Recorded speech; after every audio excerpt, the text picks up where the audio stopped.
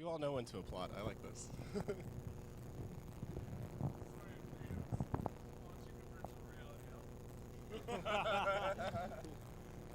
Okay, welcome to the 13 billion annual composers panel with Vert.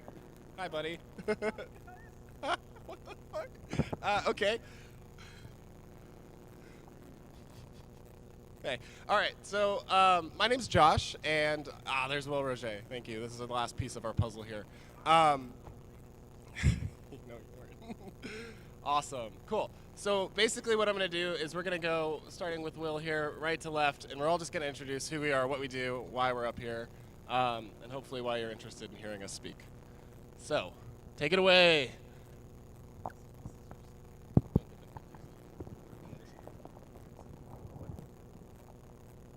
What's your name? I'm Will Roger. We're all video game composers. I worked at LucasArts for 6 years, writing music for Star Wars The Old Republic and Star Wars First Assault.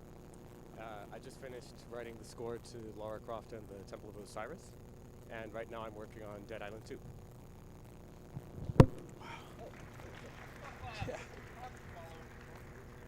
How do we follow that exactly? I'm Alexander Brandon, and I've been writing music for games for about 20 years now. And started with Tyrion by Epic Games, went on to Unreal, Unreal Tournament, Deus Ex, Deus Ex Invisible War.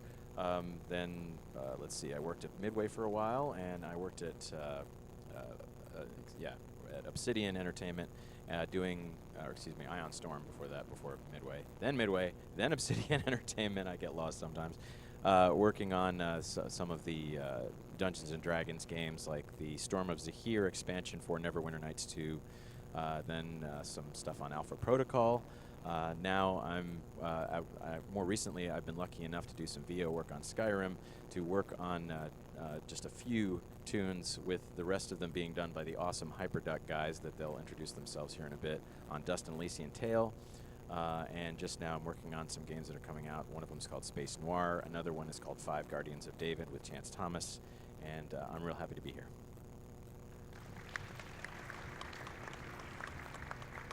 How am I supposed to follow that up? It's just I'm Chris Geehan. I write music with this bad boy right here in Hyperduck Soundworks.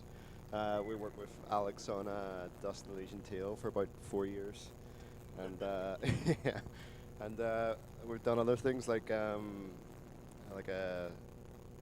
tower defense game called Kingdom Rush. We worked on soundtracks for that, and we're currently working on a soundtrack for Z-Boyd Games' next game called Cosmic Star Heroine.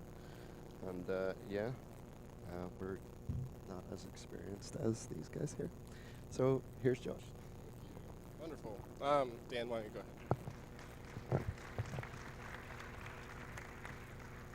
Hi, I'm Dan Byrne McCulloch. As Chris mentioned, I'm the other half of Hyperduck Soundworks, so there's not really much else to say on that front, but so I'll pass it on. You're gonna go last. Save the best for last. Hi, what's up? I'm Jake. I make. Can't hear me in the back. Hey, what's up, guys? I'm Jake. I grew up listening to Alex Brandon's music and wanting to be a game composer, and now I am one. Now I make virtual reality cyberpunk music albums for the Oculus Rift that you should all go play in the market room. We're at the back. There's a line. Get in it. Nice. Clap for Jake. Awesome. I'm Josh, and I'm just the guy who's going to be asking them questions and try to keep structure, but that's not likely going to happen. So can we get a quick show of hands? Who in the room wants to be a game composer? Oh, sick. Who in here doesn't want to be a game composer? Oh. All right. What's wrong, man? Good work. Okay. Okay, good. So basically the way this is going to work is I'm going to ask these guys a few questions. They're pretty standard things that I think you guys will want to hear for sure. each person's going to dedicate, a nice short response, and then the experts on any subject matter that we have will go into more detail, so we can keep a little focused and try to get to everyone's questions. A majority of this panel will be question and answer. It'll be your questions, their answers. So let's just get right into it. Why don't we start for my favorite question, which is just, what was the moment when you decided you were going to become a video game composer and you knew you were going to take it seriously? And just start with Will and come down this way.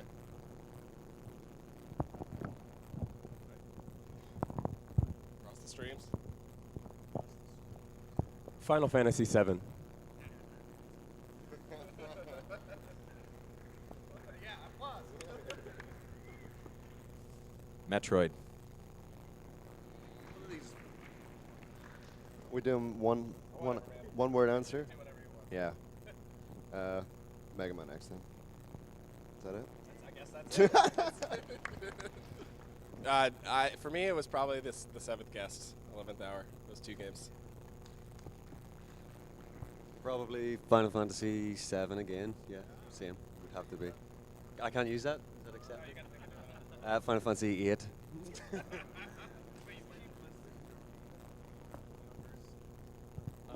Probably Contra. If not, Keith Courage in the Alpha Zones. It's pretty good turbo graphics. Yeah, pretty good game. Dun dun dun dun dun dun dun dun dun dun dun. Okay. Sick. Okay.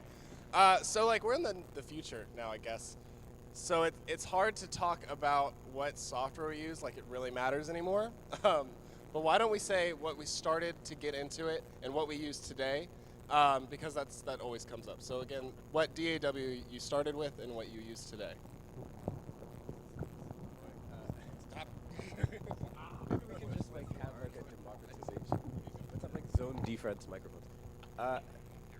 My first DAW, if you really even want to call it that, was actually Microsoft Direct Music Producer. So you remember, this is like in the Xbox One days. They wanted to have a way to make interactive music. And their solution was to just make a completely integrated DAW where you had, your sound libraries that you could create. But then after that, I moved on to Sonar for like a million years, and now I'm on Reaper. Wow, damn good choices. Well, we have to clap if you Yeah. use the software. So Oh, yeah. Who's repping? Wow. So I start. Yes, I do remember Direct Music Composer. I was asked to go to Microsoft with Bobby Prince to check it out, and we met with Toder Fay, who was previously with the Amiga Bars and Pipes group. This is just an aside, but it's not the first one that I used, and I probably didn't use it halfway as well as you did. It was not the easiest learning curve in the world in order to use that software, but if you really knew it halfway decently, you could make some amazing things happen. So my first was was AdLib Visual Composer. And AdLib was, I believe, one of the first, if not the first, sound card for the PC line of computers. Then I went through the years through mods on the Amiga, which was the next big step, and then finally to stuff like Cakewalk 4 for DOS, which I used with a Proteus MPS Plus orchestral keyboard. Oh, they kicked ass. Yeah, it was either that or a Corgam 1, and my dad was like, I was like, well, I want the Corgam 1 because that's what all the cool kids had. But he's like, but wait, listen to the piano on the Proteus. Doesn't that sound better? And I'm like, you know what? It does. Let's get that. So anyway, at this point, I use exactly. At this point, I use Nuendo.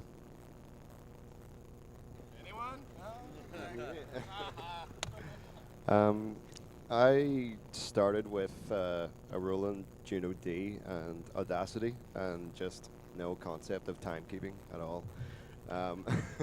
Just really badly played in hand drums, and yeah, there's some pretty terrible out of tune, out of time stuff I used to make, and then I discovered metronomes, and they were cool, and I think me and Dan started using Cubase SX in the first year of university, when we got called up on a favor that I said to someone who was making a game called Easy, and I was like, if you ever want music for that, I'll learn how to do that and do it for you. So so he actually called in the favor, and we ended up writing the music for a game called Easy, IJI, and we just kind of jumped into Cubase SX, and I don't know why we chose that actually, but it just seemed to be sitting there and started using it, I guess.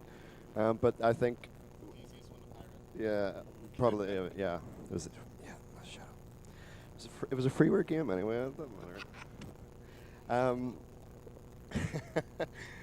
But yeah, no, we stuck with Cubase, and we're still using it now. I don't think we've tried Reason as well. It's quite good, but Cubase it's my fave. I keep it.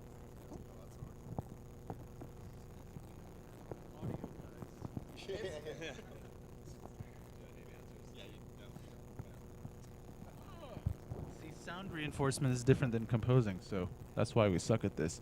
I don't want to out Grandpa Alex here, but I started with Cakewalk 1.0 for DOS. 1987. 88? 88. I was 7 at the time, so and eventually they supported Sound Blasters, and that's when I got my start writing General MIDI, and here we are. Yeah, it's pretty much. Just a little skipping.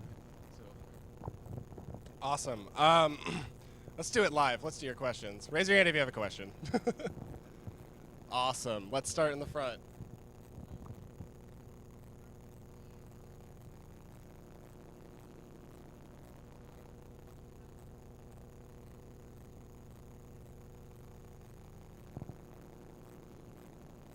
So the question is, how do you make sure that the melodies that you're writing are catchy and memorable, and that you're not going to just be the worst at this? Yeah, that's a very good question. Yeah, I think all composers should sing. All composers should learn like a little bit of singing. You don't have to be good, but you should at least be able to get.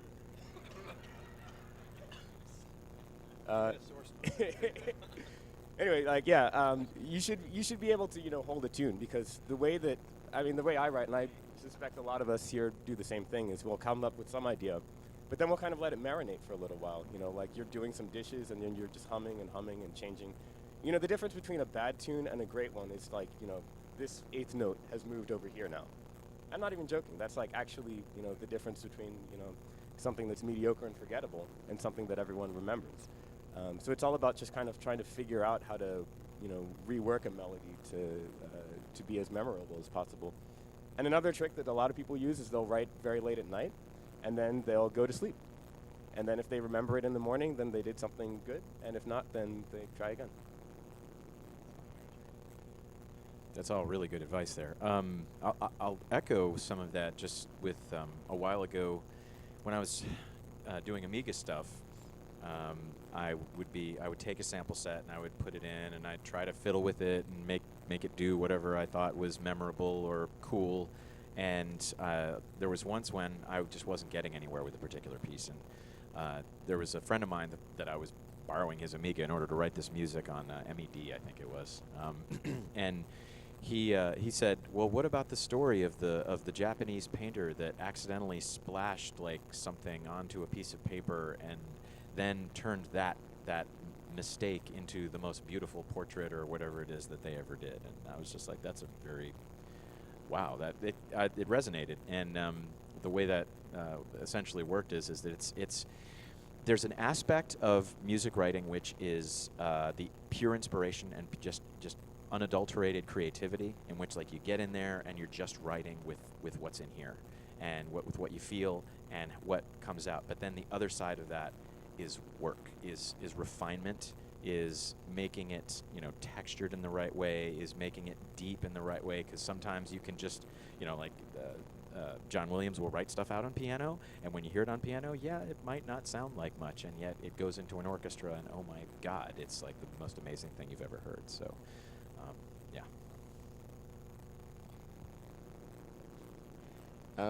I find like what Will was saying about like letting stuff marinate is like, I think I always end up getting the best result out of whatever I'm writing at the time by just like people always like I would like I'd sing in the shower as well, like like maybe that seems like a cliche thing or whatever, but it actually really does work, and because you play instruments differently than what you would hear melodies and stuff in your head, so like depending on like me, for example, my piano playing abilities, they're decent enough, but like there might be some things that, I just like whistle or hum a melody that I definitely couldn't just sort of create on the piano right there and then. But then I learn it on piano, and that kind of like takes it in a different direction. And I think also, because you're talking about like making it memorable and making sure it's not annoying, like which is every composer's like struggle, I guess, because a lot of video game music does get looped quite a lot. That's kind of like if you're not doing like dynamic score and stuff, it's going to be baked in there and probably looped over and over again quite a lot. And I think like picking up the right like sound choices as well makes a massive difference, because you could play something quite simplistic on, like on the piano, and then you could put that on to like a really awesome 80s lead synth or something, and it may be simple like John Williams stuff. It's like it seems simple on paper, but like once it's got different voices, it takes a sort of a lead into a totally different sort of dimension, and that. So different sounds kind of like, help inspire a bit of creativity in writing and changing the style. So, yeah, I'm going to stop.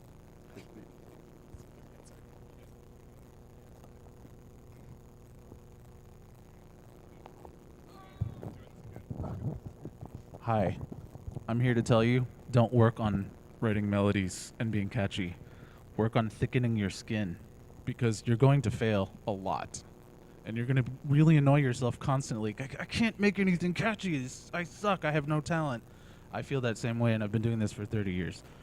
Don't worry about the actual melody. Don't worry about the technique right now. Write stuff. Fail. Suck. Keep doing it. Despite the fact that you're like, I should give up. I don't have any natural talent. You will get good eventually, and you will stop failing as often. But it doesn't matter how old you get or how experienced you get. You're still going to suck a lot, like often.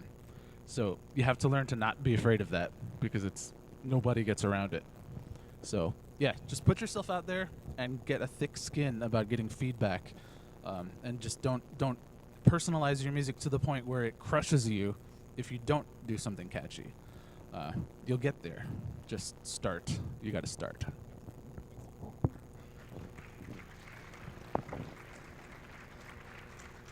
Nice.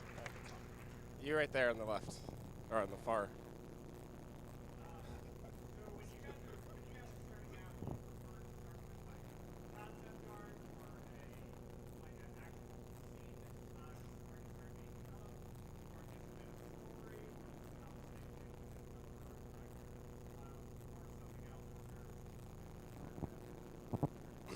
So the question is, what's your preferred method to, like, what do you get from the developer that helps you start and be really creative, and what's your preferred thing? Is it concept art, sketch, script, an actual prototype?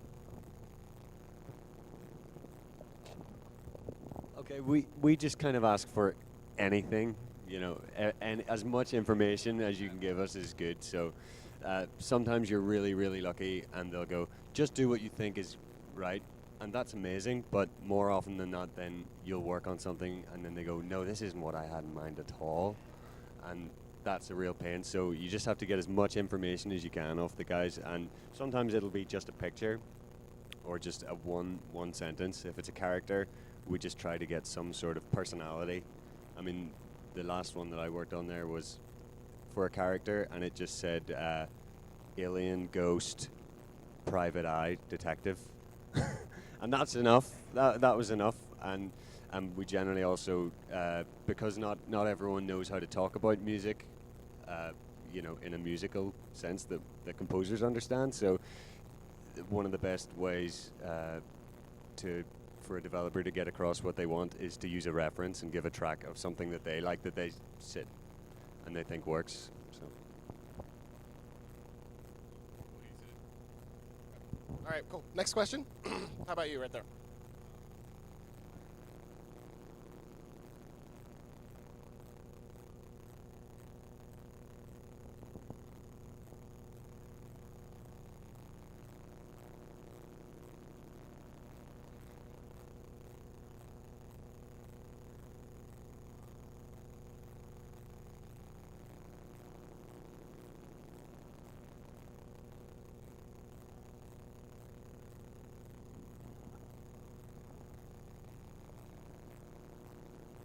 Are you talking about like sending someone a sketch that isn't finished yet, or?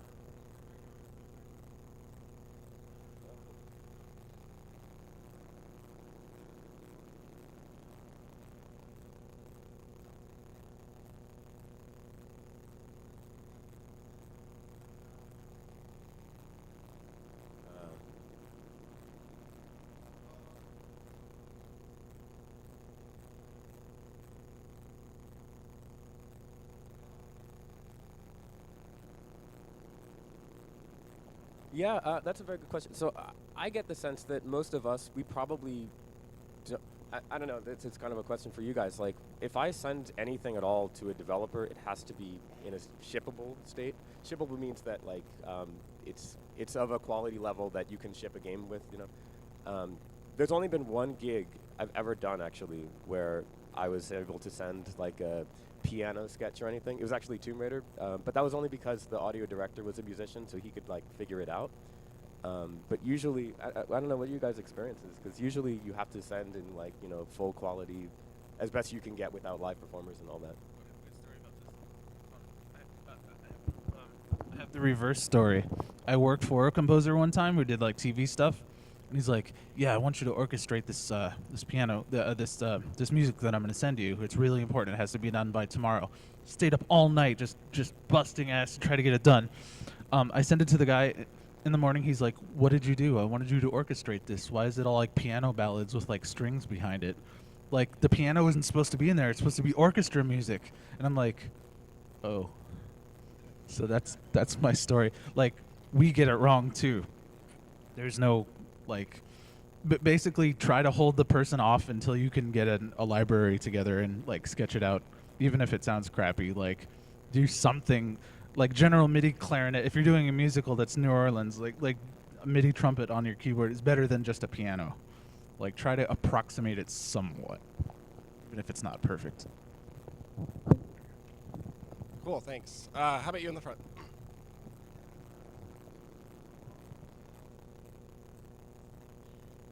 Define industry. Okay, cool.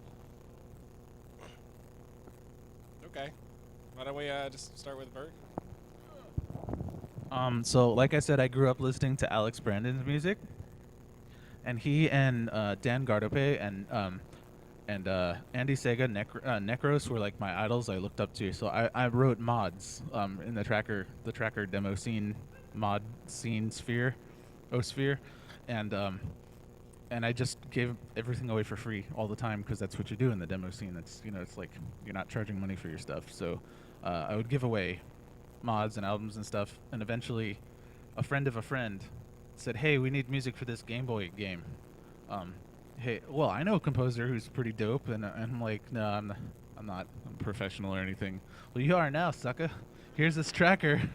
Write a song by tomorrow." And I'm like, "Oh, no, okay, fine, let's do this," and here we are. I'm going to sort of tie a little bit into that, but I'll talk specifically about how I did what I did. And there's and I'm going to relate it to the now, just so hopefully it'll help everybody or who needs the help. Anybody here see Zoolander? People who need help. Sorry. So I started by sending, or actually a friend of mine was programming. Like hooking yourself up with a programmer or a team is a really, really good idea, whether they're independent or otherwise, because just saying, you know, like, and of course there's probably a lot of teams that are like, we've already got an audio guy, we've already got an audio guy, we've already got a composer, blah, blah, blah. But there's so many more of them these days than there were when I started that there's, you know, you just have to keep at it and plugging away. But my friend that I had known for years was programming a parallax scrolling engine, and that we eventually I helped him sort of actually even draw sprites in an engine that he had created, and so we delivered this rather bad-looking programmer art version of Tyrion to Epic, which then decided to put it into Safari Software, their sister company, to release on the cheap. Then our producer, Robert Allen, found us an artist that worked on the Amiga, and he made the most amazing artwork we'd ever seen. We plugged that in, and then they said, okay, it's going to be a full Epic game, and that was essentially my entry in, just doing ad-lib songs, having them converted into pretty cool, almost Genesis-sounding music by German programmer called Andreas Molnar.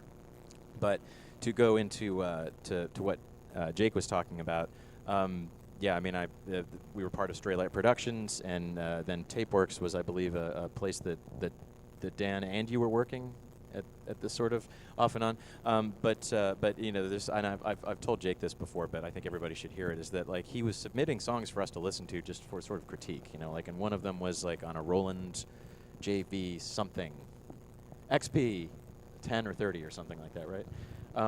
And I remember, you know, not being, you know, insulting, but I remember giving, you know, sort of like, well, these marcato strings are this and this is that, doesn't sound this realistic or something like that. And he was talking about having thick skin, and this happens to be the biggest success story. I mean, I'm in awe of everybody at this table. I mean, I'm humbled by everybody at this table. Everybody here pretty much forces me to up my game in some way, shape, or form. But the guy at the end of the table, I mean, we collaborated on an album recently, and even before that, he wrote a tracker album that was called, it was Streets of the City, or Nightfall Over the City.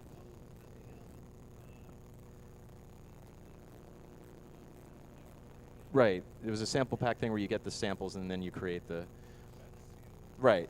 So it wasn't his album exclusively. This was his song on this overall mod file album, and I was listening to it, and I mean, ever since then, just about everything that he's done has just like, holy shit, I'm blown away. I can't even touch that, you know, whatsoever. And you know, as far as I'm concerned, like, if he gets like half the gigs in the game industry, that's even less than he deserves. So. That's literally going from, you know, like somebody that was just like, well, okay, this guy's kind of cool, and literally meteoric rise doesn't begin to describe it. So what he said about having the thick skin, whatever it is that he's telling you right now, really will help, whatever it is that you're trying to do. So.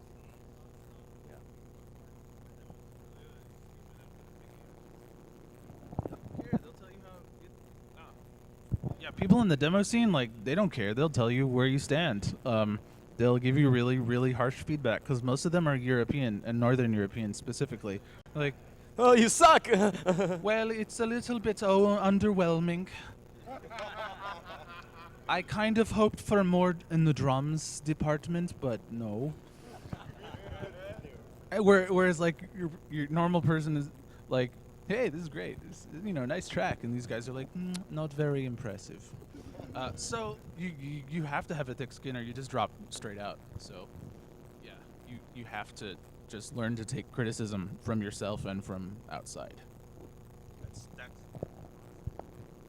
Will, what was your first delivered? I don't know. Like, it's an odd question because like there's so many different kinds of projects out there. I mean, like I worked on at least, and I mean at least 20 to 30 game projects before I had one that was actually finished. And I think the first time I had any interaction with like the AAA world, it was a game. Does anyone remember the game Hellgate London? It was this like MMO kind of thing. I'd found the audio director. He was on a forum, which, by the way, if you find any kind of forums for, you know, video game audio or audio in general, it's definitely worth it to check them out because there's usually tons of information and tons of good context there. Well, I found him on this forum and I said, like, hey man, can I, you know, send you some demo tracks? And he's like, yeah. Half a year went by, no response. So I figured, oh, okay, well, you know, this isn't going anywhere. Whatever, move on. But one day I got a call from him and he's just like, hey, you know, it's Dave from Flagship Studios. Would you like to do some like E3 trailer music for us? And I was like, oh crap, no. I get money for writing music. What is this? And so I mean that would probably be my first like of any kind. Yeah. But after that, you know, I got hired as a music editor for LucasArts, and they told me straight up, this is not a composition gig. You're here to, you know, edit music from the movies to work in the games. You know, you won't be writing any music. But I took the job because it's like, you know, good contact. Well, one day I overheard that they were looking for an additional composer for the Old Republic. And I basically just raced home and, you know, sketched out a little piece, brought it in the next day, orchestrated. And I was like, hey, how's this? And then, you know, one thing led to another, and I ended up writing about an hour of music for the title.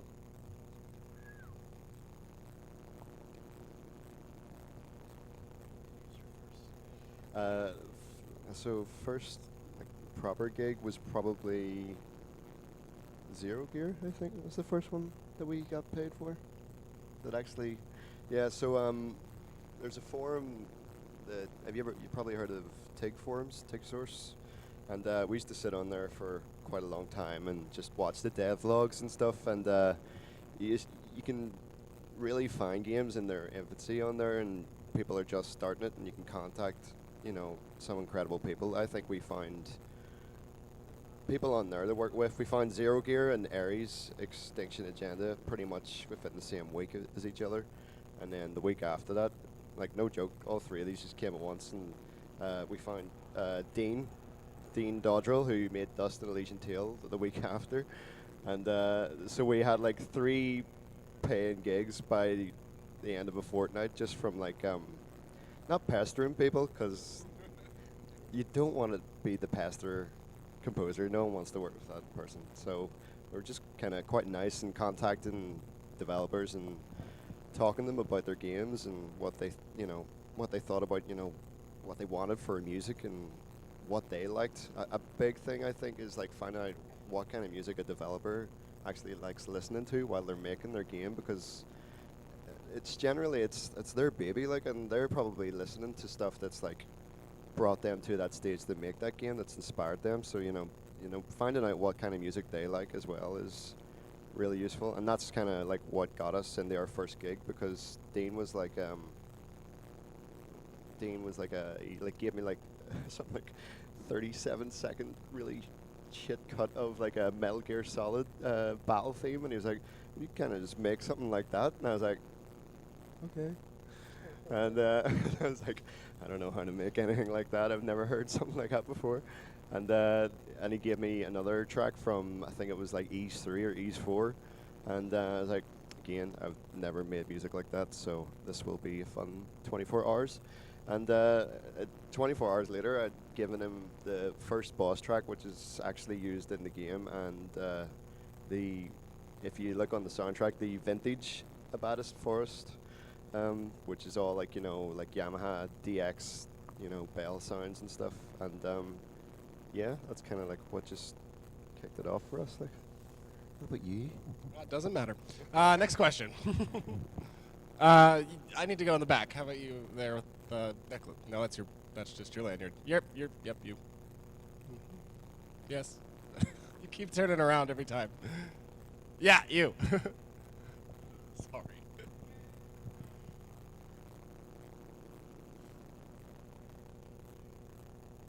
So is your question, how do you keep marketing yourself? How do you stay marketable? That's a good question. How do you stay marketable, Alex? That's a really, really, really, really, really good question. So yeah, I don't just go around saying like, oh, but Unreal, but Deus Ex, oh my gosh, they're so amazing and they're so viable, right? Yeah, anyway, yeah, that's how that kind of goes. In order to stay viable, there's things that I did that the early game industry, and I don't want to call it lazy because there was a lot of hard work that people did and a lot of passion that people put in, but compared to what happens now, the amount of work that was required was, and I don't want to intimidate people, but it was significantly less. Like, you could make a not so amazing CD, send it off to a bunch of people, and probably get a couple of gigs.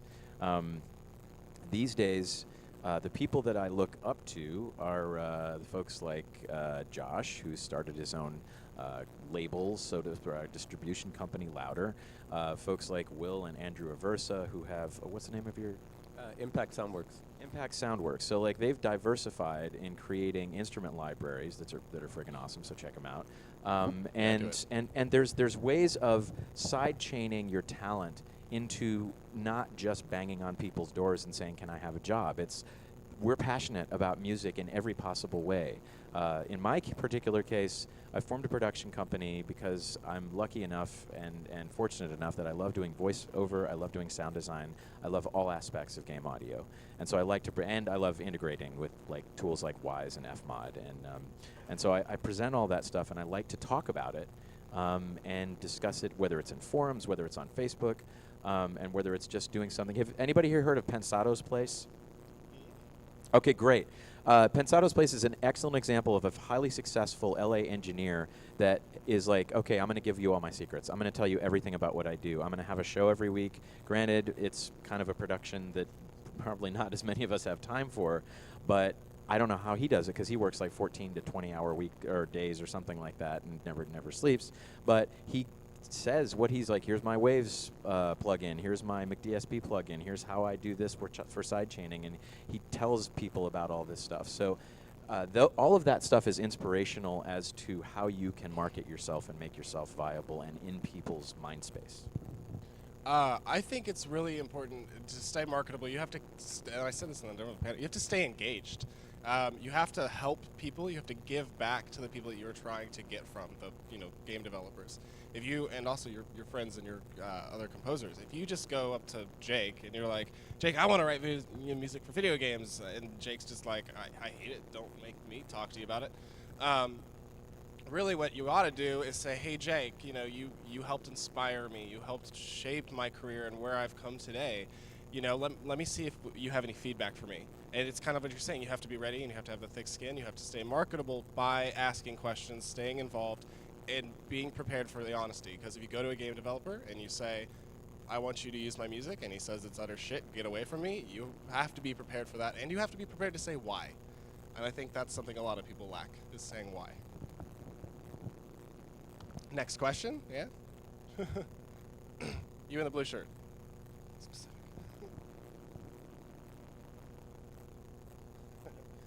Any games with underappreciated music we grew up with? Jazz Jackrabbit 2.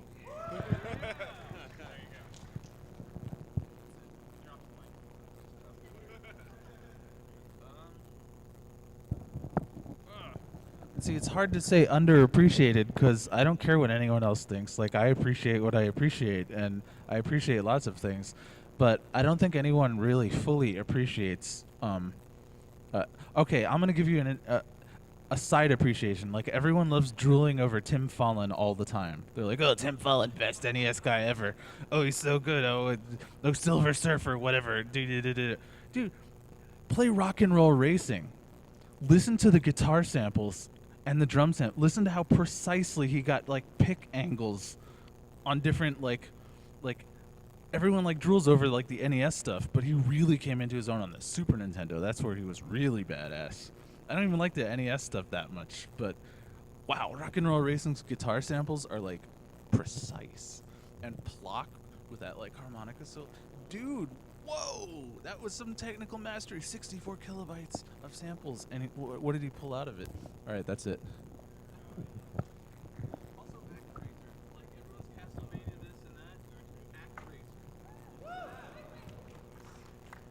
I think like Jake just kind of alluded to the technological undertaking that it took back in the day to, I appreciate it. So Final Fantasy Tactics is a game that I don't think a lot of people appreciate the way they should. Thank you. So the soundtrack for that is 2 megabytes. Think about that. What's funny is I was going to actually say the next soundtrack that they did after Tactics, which is Vagrant Story. Not a lot of, wow, okay, yeah. I guess, we're like a video game music convention, so obviously people would know about video game music, but I would say if there's any one soundtrack that influenced how I write personally, it's probably Vagrant Story. Echo the Dolphin?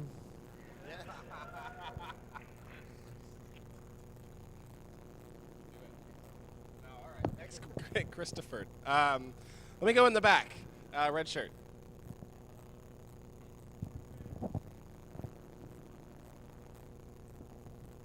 Casho.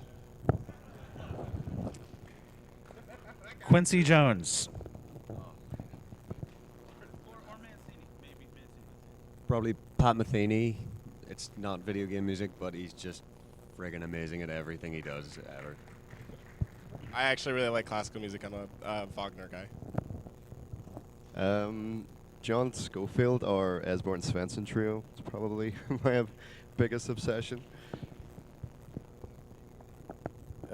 I'd say on the non-game side it'd be Peter Gabriel. On the game side, I always go. I mean, like, there's so many inspirations, including the people seated here. But like, I'd say, if there was like a top one, it would be Hirokazu Tanaka-san. This is a cheating answer, but Yoko Kanno. That's actually that's the correct answer to the whole thing. More questions. White shirt right there. Yeah.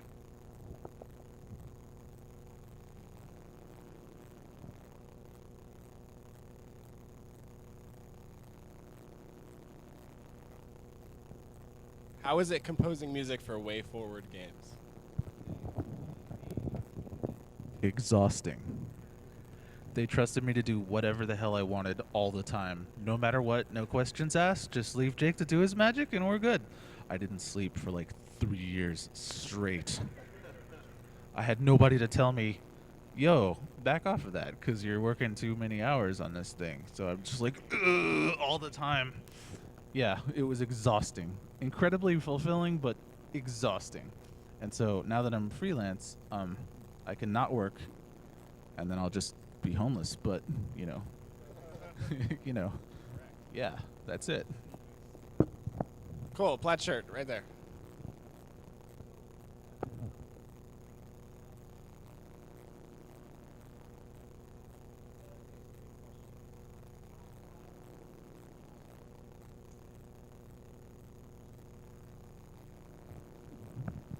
How viable is it to become an in-house composer, or is it even real anymore? It's not really. It happens sometimes, especially if an indie developer gets really successful and then like you're their freelance guy and now you're their in-house person. That's pretty much what happened with Way Forward for me because I was freelancing with them for 10 years before they finally put a ring on it and flew me across the country to work for them. But that's not the norm, and usually most companies don't have in-house people. They just freelance. I mean, there are exceptions to that, of course. Marty O'Donnell you see what I'm talking about? Like Too soon. too soon, right? But yeah, it's really rare. It happens sometimes, and there are a few companies. Doesn't Supergiant have Darren pretty much on lockdown? So it happens, but it's not something you should necessarily expect or hinge your whole career on. And you can do just fine just freelancing, especially if it's steady. About like getting good with a developer, like getting a close, tight-knit relationship with the person, and then you kind of can be the in-house composer. Like Mojang will go to me for things that aren't named Minecraft, but that doesn't mean that I am their guy. Having spent 6 years at LucasArts, I would have to ask, why would you want to be an in-house composer? What I'll add to that is I'm going to sort of go to the foundation of your mindset and hopefully give you some things to think about. Music for a specific game is going to be at one point in the production process, or it could be a long period of time, but the amount of work involved is going to fluctuate greatly from the time that the project starts to the time that the project ends. And so having been freelance now for 5 years and having done Straylight before that, the thing that I've learned that's most important is each part of the game comes at a specific point in terms of this up and down fluctuation, which means if you salary someone for that period of time, you have to think of other things that they can do for another project, or you have to worry about when they're overtasked, how do you dump whatever duties that they're not as good at onto, dump your duties on them. Sorry, Friends, if anybody watches Friends. To take some stuff that they're not doing so well and just to task in the appropriate way. And so that's where, like if there's a very large company like Ubisoft, or in the case of LucasArts, if you have people that can be readily used and managed properly on the music side of things, then great. Like if you've got gigantic projects and AAA type development, but for the most part, music comes in at a specific time and it goes away at a specific time. The Hollywood model is there's an executive production company that gets formed at the beginning, and they hire people in. They hire the composer, and then he stops. They hire the sound designers, and then they stop. The post-production supervisors, all those people, they come in and then they go. And that is a good way to do things to avoid not fooling oneself into thinking I am going to go with one company and they will give me a career and then I will retire. Such a concept is really It's not like, oh, it used to be the way things are and now it's dead. It's just, is it a good idea? I don't think so. Cool. Good question. So we have about 15 minutes left, so I need to kind of make things happen a little faster. I'd like now for like one answer per question, and I know you've had your hand up forever, so let's do you with the gloves.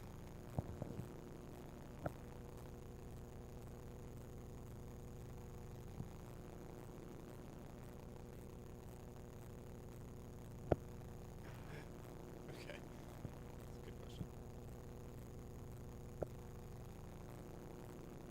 That's a really interesting question. How do you avoid being typecasted or stereotyped in a genre as a composer? Kind of like avoiding the Elijah Wood Frodo thing. You don't. Dude, I can write like 50 different genres and do them all decently, but people still only hire me for like 80s retro stuff. So whatever, like get used to it. Like just be really freaking good at that one thing that you're hired for. If it starts like being not relevant anymore, pick up something else and be really good at that too. I think that was a great answer. Cool. Next question. Right there. Move fast.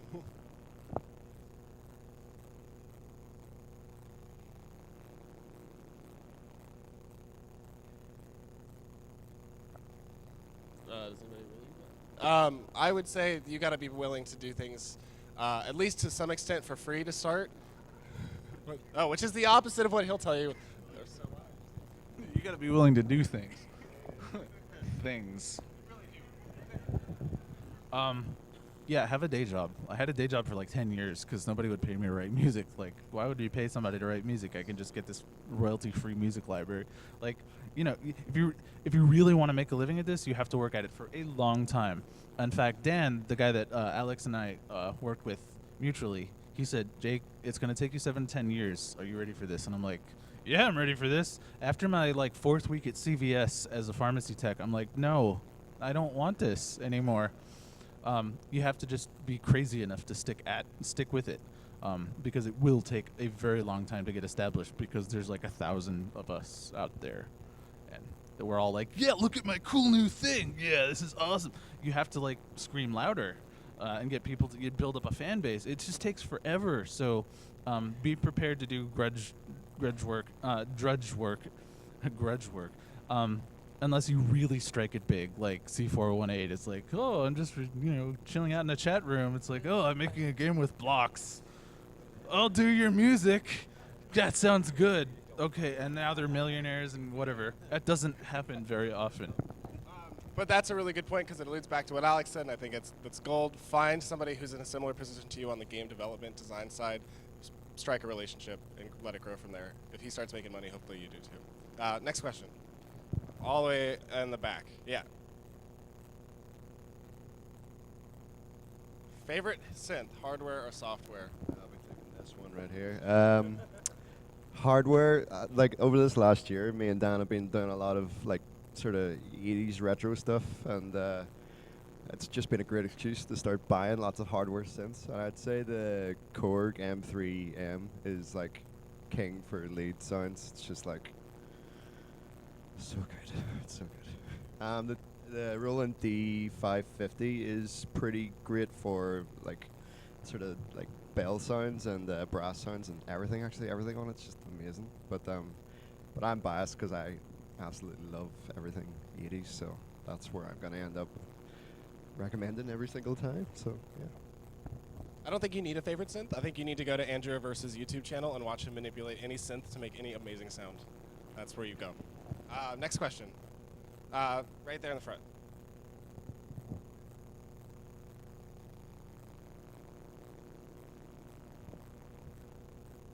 Yeah, has anybody ever thought about having an apprentice or, Yeah, there's a number of opportunities that, unfortunately, due to some issues that happened on, I think it's Black Swan, the movie, there was essentially a federal ruling that was made that said that you can't just take somebody on and not pay them money.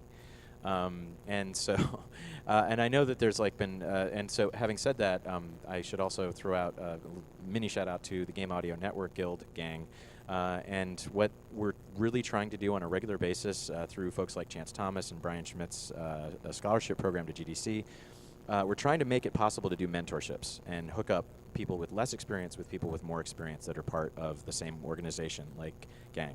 And so that's an ongoing thing, and the reason that there hasn't been like big announcements is there's not like a regular ongoing thing that works specifically with schools or specifically in like a really official capacity is because of the legality of it and the complexity of it. And it is a can of worms, and it's incredibly frustrating, but we're working on it. That said, Disaster Piece, if anybody knows him, he flew a friend from, I think, Norway right now, staying with him and just doing it. So if you have a friend or you can make friends, maybe they'll have you over and maybe you can learn from them.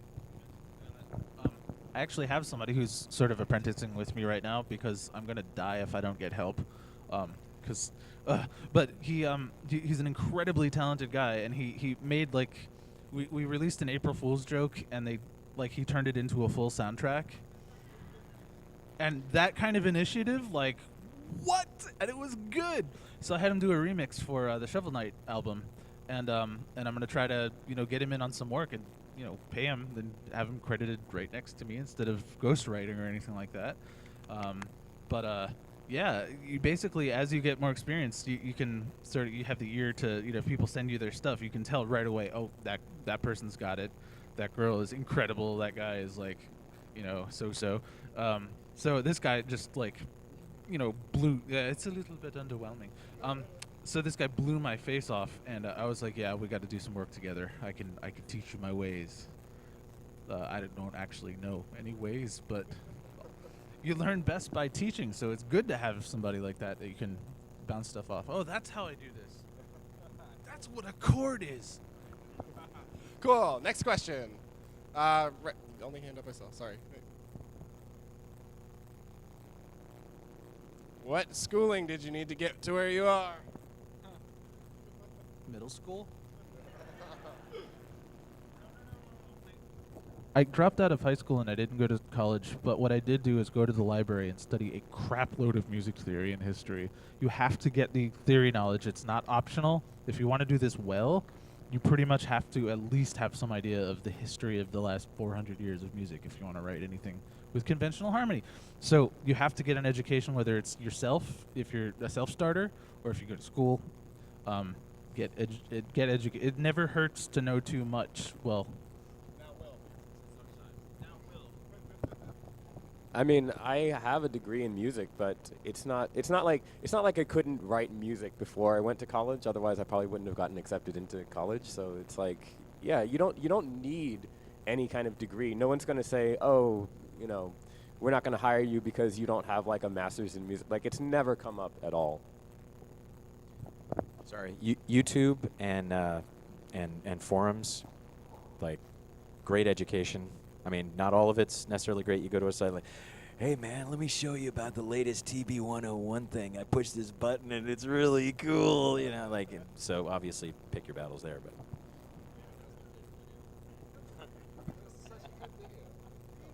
All right, next question. The beanie. What are your favorite movie soundtracks? Loud and proud. Will, you first. Star Wars? Raiders of the Lost Ark. Back to the Future 1 and 2 have awesome soundtracks. Alan Silvestri, he's class.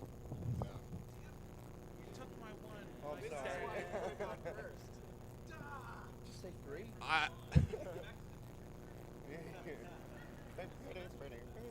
I'm a Star Trek Insurrection is one of my favorite soundtracks. Jerry Goldsmith. Probably Once Upon a Time in the West. I really like the Ennio Morricone stuff. It's real good. Conan. What is good in life? Dude, Conan is so good. Oh my god. Yeah. Next question. You've had your hand up for a while in the jacket.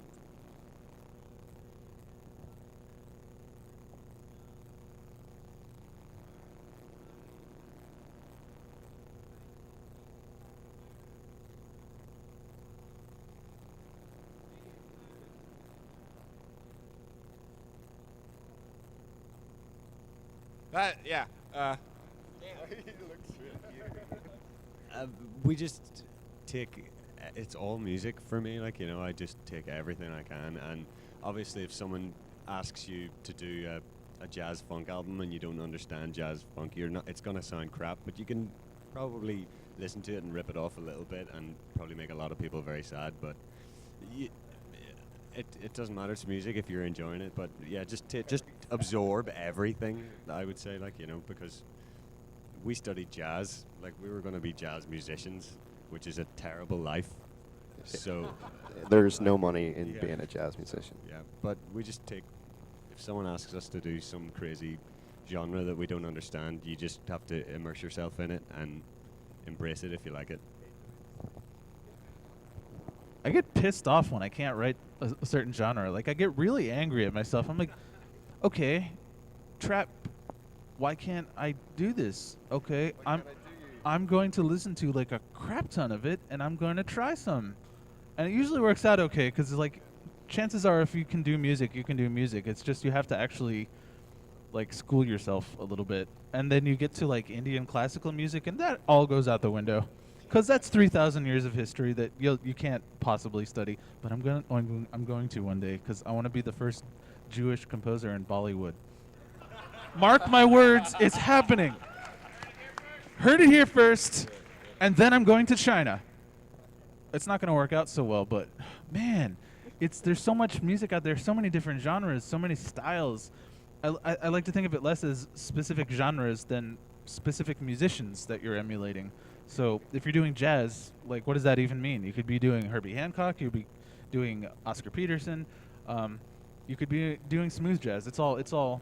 So you basically learn how individual composers did and do what they did and do, and you go from there.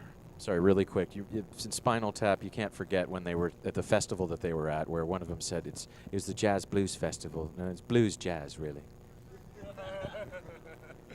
Awesome. Next question. We got about 4 minutes left. Your hand was up first, right there.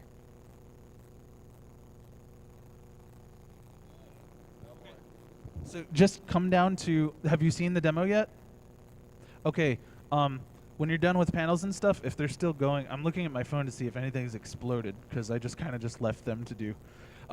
It's a music video virtual reality album experience. It's a full-length album with each track having its own video in a totally different art style. Just go down and play it. We got the first demo. We're at the back of the market area next to Mega Ran. Cool. Next question. Right there first.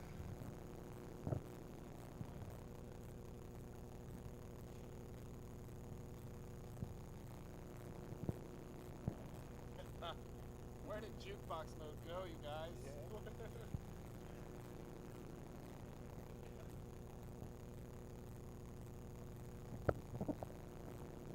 Favorite projects? Oh boy, that is tough. Deus Ex is way up there, and if I can just remix that soundtrack, I probably will one day. And then other than that, I think most recently the Space Noir, which hopefully should be out this summer from Infusion, the same guys that did Deus Ex: The Fall, oddly enough, for the iPad.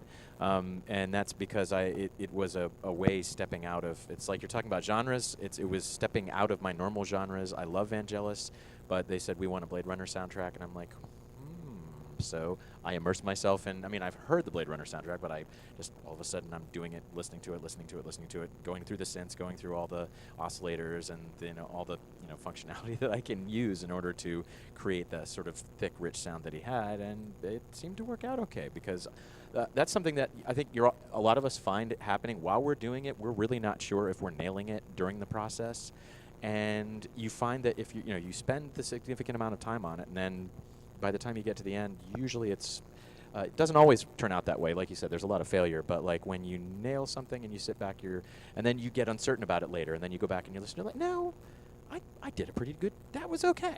That worked out. So anyway, there you go. Yeah, exactly. Next question. Your hand's been up for a while.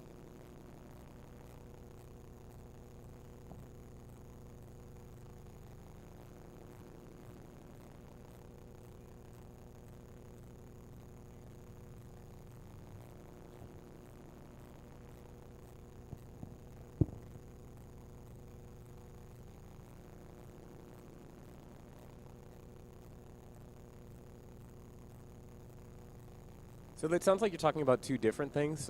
Writer's block, from what I would understand, is like you already have, you know, your ideas, you've started writing, but you just don't know how to continue. It sounds like you're talking about like you have, you know, some mental idea of this is how the music should sound, but there's something that you just can't translate it into like real world sounds. Is that what your question is, or?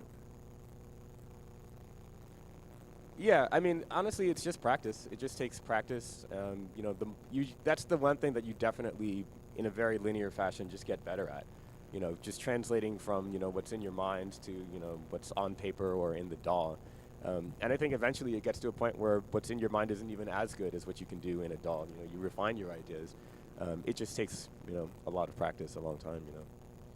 There's a skill that you learn in music school called dictation, where you learn to hear something and put it down on paper, and I think that is a really invaluable skill. That just took me miles. Next question. Are we done? No? Yeah, you can go again.